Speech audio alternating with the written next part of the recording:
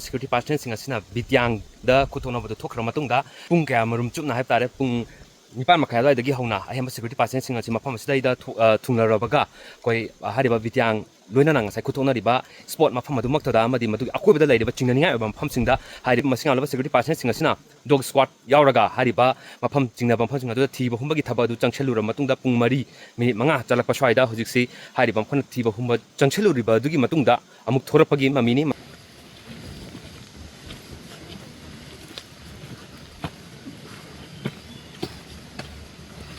aina lajariba pharmacy none district ki manung chana lairi bhaina khamri ba pharmacy hariba pharmacy da ngasi ayuksi ko CRPF Cobra teamna operation gi namutang selom matam ba area singa sida training toroga leibani haiba naga village volunteer sing kuthona matam da naga village volunteer gi myosing Asokpa nyau ba Leikhidre bi thodo Leikhidre aduga CRPF personnel ani Cobra gi ani si Asokpa Leikhidre madu Imphal da layang number puto kiba leire aduga hariba thodo to thokra matung da hujiksi mafam sida operation gi namutang chiluraba security partner sing tholpagi pibam ni partner sing asina Bitiang da Cobra badu thokra matungda pung kaya marum chupna hai tare pung nipan makhaya lai dagi hauna ahema security partner sing asi mafam sida ida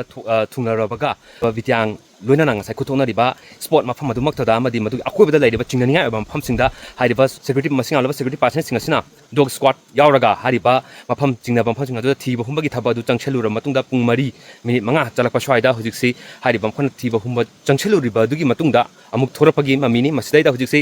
mi phami pun yaubra adugi report makti huji phogda karimta thoidokpa laitre haba tai adubu makhatana kari report laibage kari phibam lapage madgi thogdok to thokra matungda karamba phibam ma orapage have area sa karamba phibam ma orakadagi have dudi akoi yengba mak mathok tari village volunteer shokpa ahum Leikhidre ba gi thogdok laikhra matungda hariba village volunteer ahum sori badu Imphal da pubagi wafam hoji phogna ni chapchama mak laitre aduga none district layeng haibagi paw ma di laire aduga CRPF Cobra unit ki person ani shokhi badudi hoji Imphal da Purakhre aduna yauram lagani makhatana treatment gi damakta makhani si pukhibni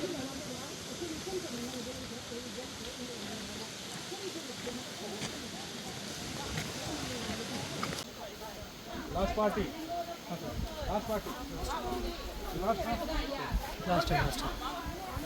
area singa sida lairiba khongjang loi singi market gi phongdok matam dadi hariba mafam asida ida naga village volunteer singna lairiba si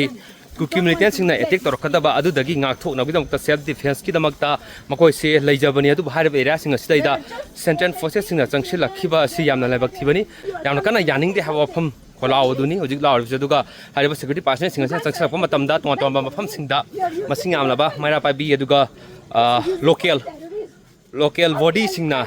chingna badi hona ki adubu masing yamlaba security partner singa sina hariba Bitiang gi area am kono chingari mafam singa sida ida search operation gi damakta changchin khibagi thodok thokra matungda hujik tholakpani aduna kari pen da wafam lebagi habdu sumyam na makatana pau tamna badudi hona jage da moi gi operation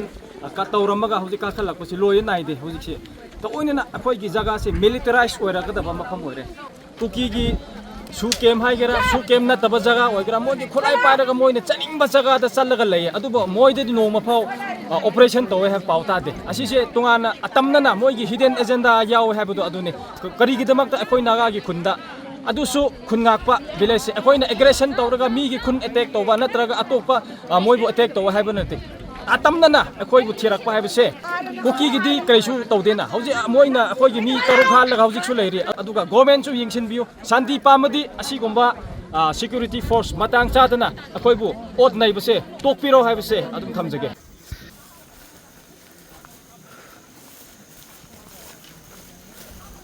Instead of protecting the people, you're killing the people. village volunteer ama Leikhidre gi paw leire aduga ahum romna shok badagi hujik se noni gi district ki hospital da layeng chathari haba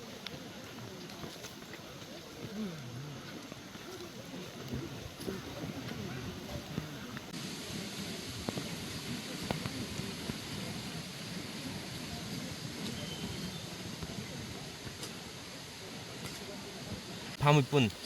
गी पाव Lebra अदुगा करी करी cover Tawi नतगना मियोसिंग फाबो पुनबगी पाव Lebra हाबदुदी हुजि फावगी नदी थोलकपदा ngaari badana madugi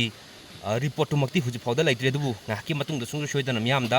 report sing adu aidi kari phibam lakpage aduga masigi matung da kari orakada ke habdudi miyamda yahona budi hona jage huji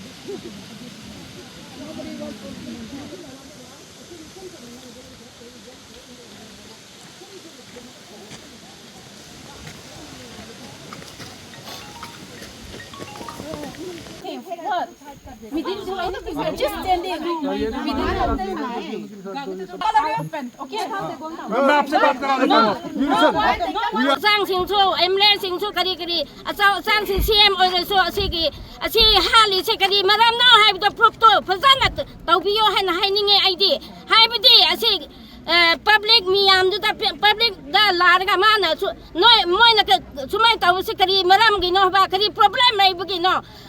ha chu hale mi su chong hale sumai taw se kari no ko su pam drai na haininge ubda lediba miyana phungdo lebadi hariba nagat village volunteer sing da chathariba thong asi cookie militant sing cookie terrorist sing makhoi designated kem natragana national highway da phone thoralaga gari truck lakpa sinagi loot tawriba mihami pun chathariba ambush chathakhiba naga gi mioi taruk minungchi laitana yam inhuman oiba maongda miathina hatkriba sing adu daida makhoi mathata sigi operation sigi chamana ba asumla ba sathiba operation je chathaba lairabara chathadriba sina karigino adu maiteba justice ngasi phau phangandriba si karigino aduga naga mitai da asumna indigenous people sing sidai da onchaliba si yana laibak thibani masi akan mamong da yaning di aduna masigi marum sidai da center government ki maike de gi boiro aron ba hidden agenda ama laibra haidana hogi yaning da bang asigi thodok central forces ki thong sibu yaning da na thulaliba khongjang loi singi maike de gi mayek singna duma khongdora lei aduna makhatana kari lakpage habde koi panai minase hiram matang da phodom jari ba norem ta nonjan itel news network Bitiang None district Manipur